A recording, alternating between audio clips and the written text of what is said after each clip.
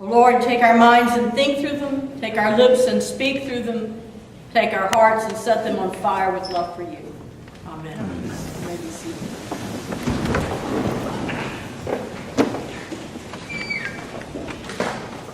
So Trinity Sunday. And this morning at the early service over at Good Shepherd, I had a baptism, which is a wonderful thing to do on a Trinity Sunday. And this was a very special baptism. It was not a baby. It was a young middle school student.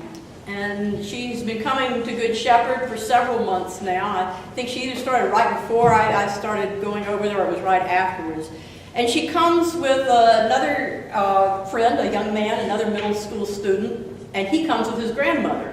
And they've been faithfully there, and then she wanted to be baptized. So a couple of weeks ago, I asked her to come in. She came in with her dad. Her name's Morgan Williams. The young man's name is Hayden Browne. And while we were talking about baptism and what baptism means, I just asked her, I said, I hope you don't mind me asking you this, but how did you start coming here all by yourself like that with Hayden? Had you known Hayden a long time? No. Did you live next door to him? No. And I said, well, how did this happen? And she said, well, we were in the school cafeteria one day, and everybody was talking about the church they went to.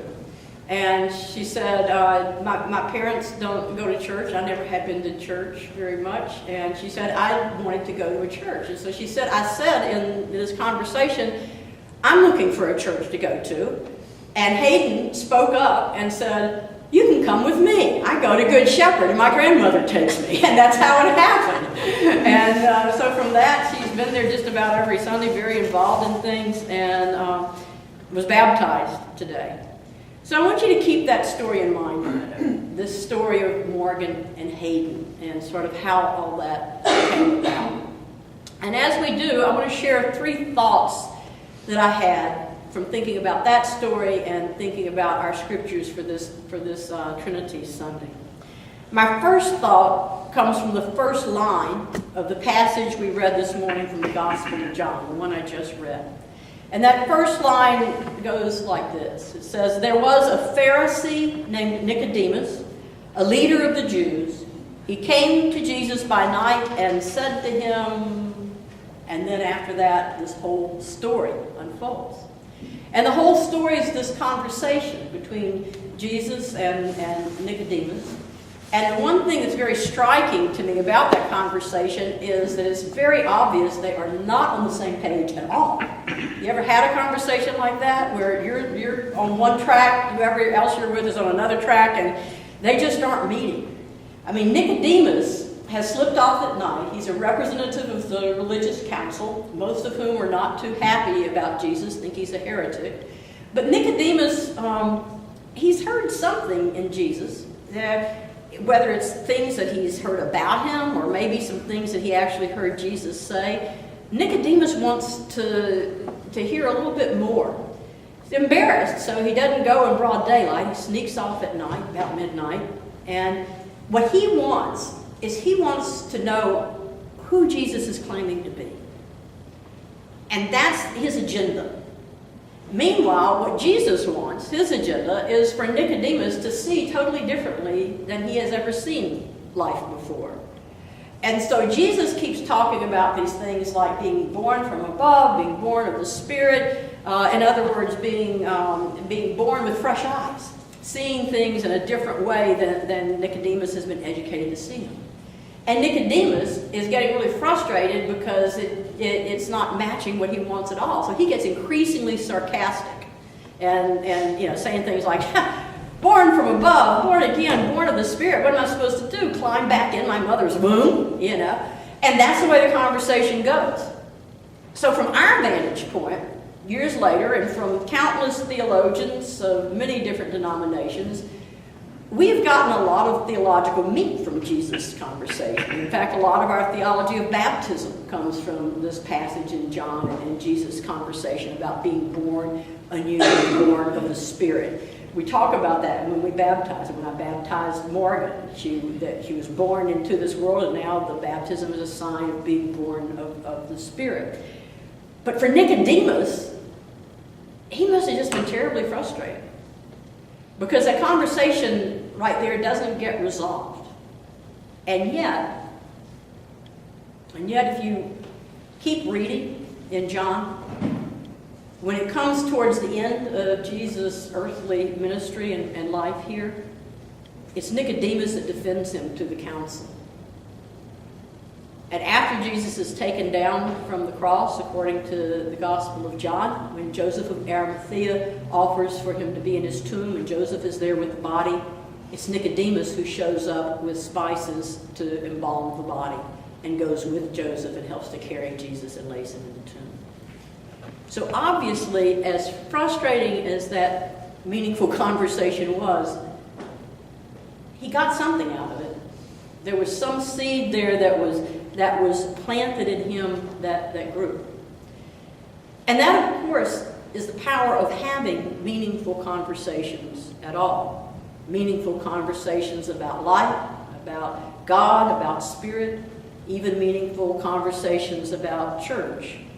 Because although at the time, some of those conversations we have may not seem to make much sense at all. And at the time, it may sound like even in the conversation, people have wandered off track or something. The truth is that in those meaningful conversations, God plants seeds. Just like God planted a seed in that meaningful conversation that those middle school students were having about their church. And that seed took off in Morgan's life and ended up bringing her to baptism today. So my first thought is this, that having meaningful conversations about God and life, those conversations are much more important than we ever give them credit for being. Hold that thought in mind about conversations. My second thought comes from the middle of a sentence in this morning's reading from Paul's letter to the Romans. So imagine the little dots that show something came before. And then, for, if you live according to the flesh, you will die. But if you live by the Spirit, you will live. It speaks to choices that we have. It speaks to choices that we have each and every day in our lives of living by the ways of the flesh, Paul says. But we've got to realize when Paul says flesh, he doesn't mean flesh like flesh and blood. He's not talking about living according to the ways of your bodily desires, as some people like to think he is. He's talking about living according to the ways of the world. Whenever he says flesh, Paul means world. So the choice is living by the ways of the world or living by the ways of the Spirit. Now, sometimes those are the same thing. It's not always just a clear cut, if it's of the world is bad and if it's of the Spirit is good. Think, for example, the fact that by the ways of the world, education is valued, right? Well, the Spirit values education too. The Spirit values us knowing, learning, finding out more about our own world, and finding out more about the Spirit. So sometimes it's the same, but not always. Sometimes the ways of the world draw us away from life in the Spirit, rather than drawing us into life in the Spirit. Let me give you a couple examples. I'm always talking about, and Shannon is too, about we've got this true self inside of us, and it gets covered up with things. And a lot of our life is letting some of those layers get peeled back. And that's a way of the Spirit. When we live according to that way of honoring who we really are, not being embarrassed by it, not trying to hide it, not trying to put some image forth, but just authentically who we are. When we're able to live that way, we're living according to the Spirit. But a lot of times the world says something different. A lot of times the world says, no, it's your image that's important. It's what image you put forth to people. It's who people think you are. And you've got to do things that keep who you really are. If it doesn't match that image you're trying to portray, you need to keep that inside because it is too embarrassing, it's too bad. And that leads us away. That way of the world can lead us away from the way of the Spirit that honors and affirms and claims who we are as beautifully unique people. That's one example of choices we sometimes have to make, whether to live by the way of the world in an image or whether to live by the way of the world in the Spirit of who we truly are. Here's another way.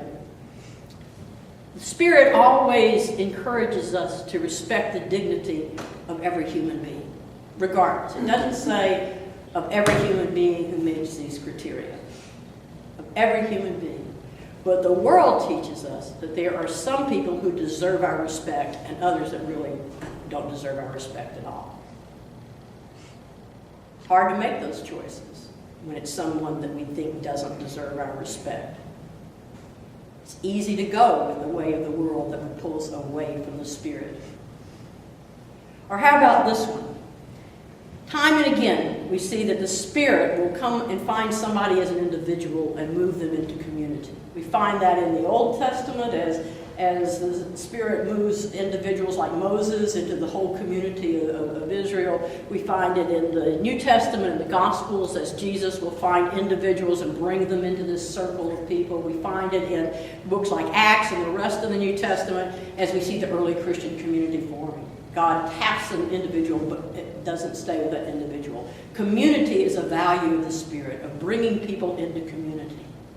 But sometimes the way of the world values rugged individualism instead. Sometimes what the world values is, I can stand on my own 2 feet, I don't need anybody else, I can do it myself. You're stuck into being a 2-year-old. Isn't that what a 2-year-old says? I can do it myself. And yet sometimes that's what the world values. And it can lead us away from the value of community, which is more of a value of the Spirit. See how that kind of works? It's in those choices. It's in just those mundane choices. And so in Morgan, and when anybody's baptized, one of the things we promise is that as we make our choices, we're going to try to make choices about living more in the way of the Spirit and about resisting those things that are going to take us away from that. So here's the second thought, that even in the most mundane choices we make in life, it's important to be aware. It's important to wake up to, no matter how good that choice looks or how good it feels for us or for our children, that we've got to ask the question, is this leading me into the spiritual values that I want to live by and that I want my kids to live by? Or is it just a temptation in pulling me away from that into some way of the world? Tough choices, not always easy to see. So with the first choice about the importance of conversation, let's also keep in mind this thought about the importance of choices as we look at my third thought, which comes from this morning's reading from the book of Isaiah. And says, "Then I heard the voice of the Lord saying, 'Whom shall I send? And who will go for us?' And I said, 'Here I am, send me.'"